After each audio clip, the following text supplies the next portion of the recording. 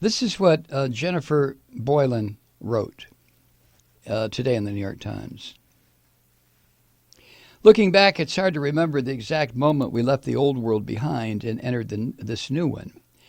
How did Ernest Hemingway describe going bankrupt? He said, quote, gradually and then suddenly, end quote.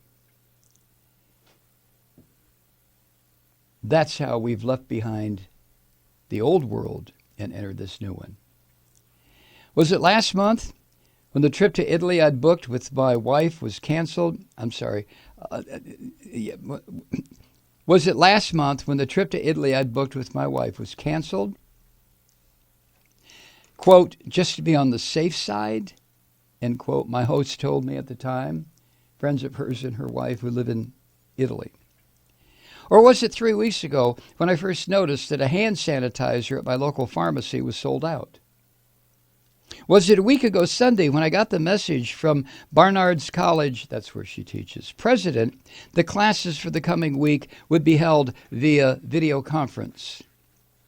Or was it the next day when the Dow Jones Industrial Average plunged more than 2,000 points? Maybe it was last Wednesday night when Trump delivered a wooden speech condemning the foreign virus, he called it. Even when he's talking about a disease, he has to sneak a little racism in, right? Or 2 days later, when in response to a question about the lack of widespread access to testing, the leader of the free world said, quote, I don't take responsibility at all, end quote.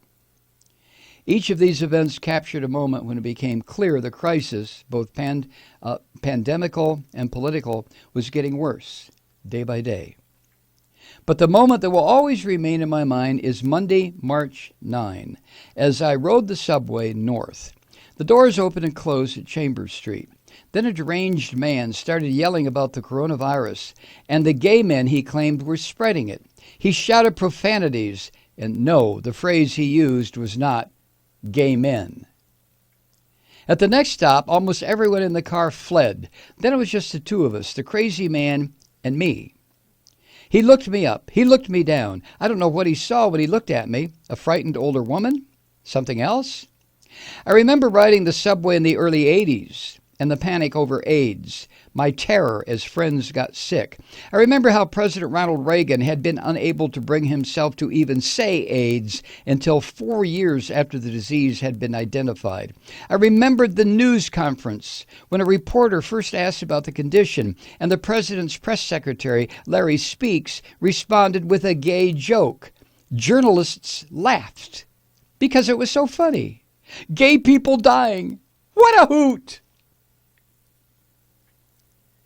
All at once I was in my 20s again, and the feeling of panic rising in my heart felt strangely, eerily familiar. I teach at Barnard College in the spring semester each year. The rest of the time I live in a small town in Maine. I miss my family and my dog and my friends while I'm working in New York. But on the whole, being part of the college has been one of the greatest blessings of my life.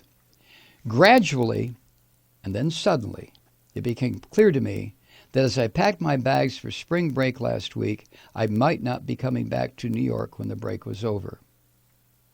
I looked around my apartment. I'd been here for 9 weeks. Was it really possible I might not return until next January? Will it be safe to come back here then? That night, I noticed I had the sniffles. I coughed. There was a time when I'd paid this no mind. Now I felt my heart pounding. Was I infected? I took my temperature. It was normal. But for how long? When I was a child, I was haunted by the idea that I'd die in the year 2020. I don't know how this delusion first came to me, but I remember thinking of it at least as early as 1968 when I was only 10 years old. I thought of writing about it in my column this year and about the way all sorts of things only come true when we take deliberate steps to prevent them.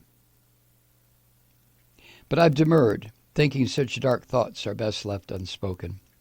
On Thursday night, I sat up in bed, suddenly remembering my childhood certainty about the year 2020. It's coming for you, I thought. Now is when it comes. I woke in the morning symptom-free, but still in the grip of other afflictions, those of fear and emptiness and panic. On Friday, I walked up to Amsterdam Avenue and saw an image spray-painted on the sidewalk. It read, "Protect your heart," along with a picture of a heart upside down. Later, I learned it was the work of an artist from Queens named Uncut Art. It reminded me of how important it is to care for our spiritual selves during a time of crisis. The Protect Your Heart project, I learned, took its name from Proverbs 4, verse 23, which says, "Above all else, guard your heart, for everything you do flows from it." The world we lived in has vanished, slowly, and then suddenly. Even if we manage to defeat the coronavirus, that world will not return.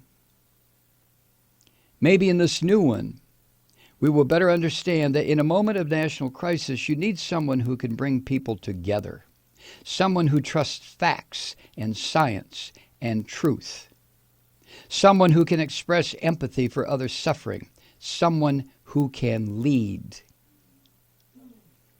Maybe in this new one, we will better understand just how much we need each other, now that being together in one room has become so difficult. I'm back in Maine now. I don't know for how long. Wash your hands. Protect your heart.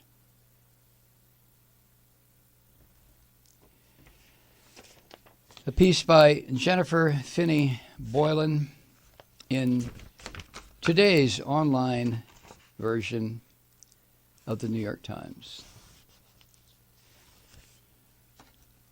The problem I've had up until, I think, the last 24 hours, when I become acutely aware of the curve, or the hump, whatever you want to call it, the graph that shows what we are about to experience in this country with the coronavirus. I mean, I knew that we were facing something that was dangerous and could cause people to get sick and die. But I didn't realize, I don't think, not fully, not with 100% of my consciousness, what we truly have in front of us. And now I do. And I have to tell you, it just scares the shit out of me. Not to the point where I'm immobilized or I'm going to retire into the sub-basement here and just sit around with my fingers in my ears going, nah, nah, nah, nah, nah, nah, nah, nah. No, not that, not me, ever. But the fear, and I guess it's more anxiety, because it's difficult, for me anyway, to be afraid of something that's microscopic. I realize that's kind of stupid, but I can't, if I can't see it, if I can't take a club and beat it to death, if I can't shoot it and make it go away, if I can't put an arrow in its fucking head, it's hard to be, for me, to be afraid of it. Not this time. I am afraid of this virus. I have a lot of anxiety about what is going to happen to us, all of us, all 335 million of us. I'm also very concerned about what is happening over the rest of the world.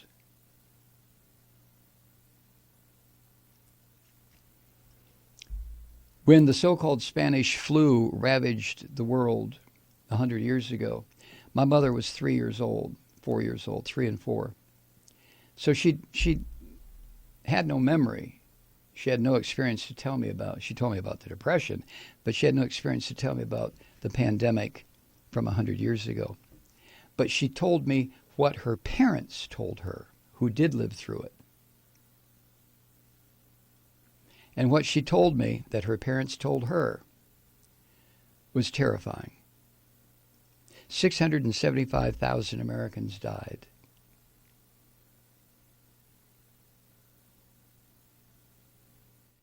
Hi, Truth Seekers. Mike Malloy here. As you know, we've switched formats and are now broadcast exclusively on the Progressive Voices Network. So that means you get fewer program interruptions, no corporate commercials, and lots of profanity. But our format change also means some of our radio listeners no longer hear the program. It's been a while since I mentioned our podcasts, so you may have forgotten that there is a way to listen to this program anytime you need a good dose of screaming. Visit MikeMalloy.com and subscribe to our podcasts. You have your choice. You can listen to The Ranting with the audio podcast or listen and watch me lose control with a video podcast subscription. As a podcast subscriber, you can download the program to your mobile device and take me with you wherever you go. And if you have a friend who needs a dose of truth-seeking, you can give a gift subscription as well. That's MikeMalloy.com. And never miss a minute of the uncensored fun and frivolity.